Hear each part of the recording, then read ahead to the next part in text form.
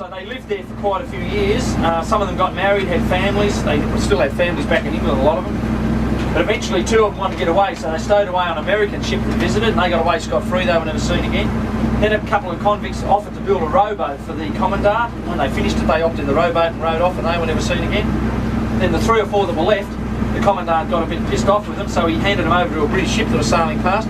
They sailed them all the way back to England and put them in a convict hold on the Thames for a year. Then they got them and sailed them all the way back to Tasmania to go to trial for piracy. And they were all convicted to hang.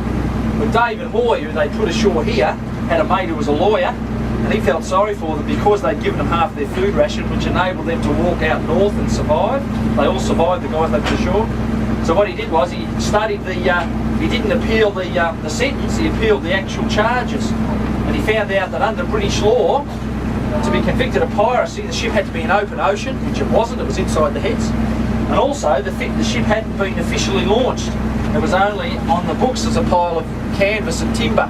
It was going to Hobart to be officially launched, so it wasn't even really named. So they got off on a technicality in that they committed theft, not piracy. So these guys' sentences were extended, they got an extra few years. They all ended up on Norfolk Island, where they all eventually did good deeds and were pardoned and got away scot-free. And that's why the play that's done about the story in Strachan is called The Ship That Never Was. So that's the story. Make a great movie before Mel Gibson gets too old, play the lead.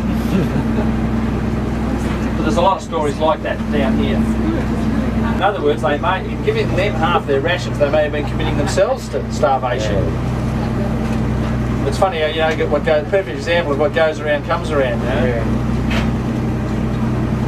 So what do you know about that bit of Huon Pond on the jetty? Absolutely nothing. You sure it's Huon though? Pretty sure, yeah. I reckon Mate, it might be Billy. Oh really? Yeah, he'll be a bit of this stuff. Yeah, really. I don't know, I just saw someone had chipped a bit off it. I just didn't know whether it just looked like Huon to me. It looks really old. Yeah, oh, it's been in the river a long time, it's been knocking around for a bit. I thought that it looked like it could have been sent down to Franklin. Could have been. Well, as you know, they were cutting logs up that far. Well, there wasn't any signature marks in it. No.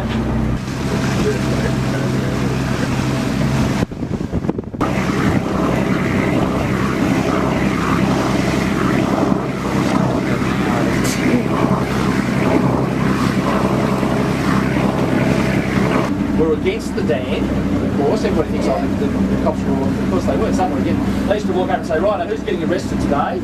And they used to actually all look and say, right, well, you guys get over there, the camera will be here, so we've got to make sure we get a good shot, you know? That's probably why I did it. And maybe that's why I didn't bother.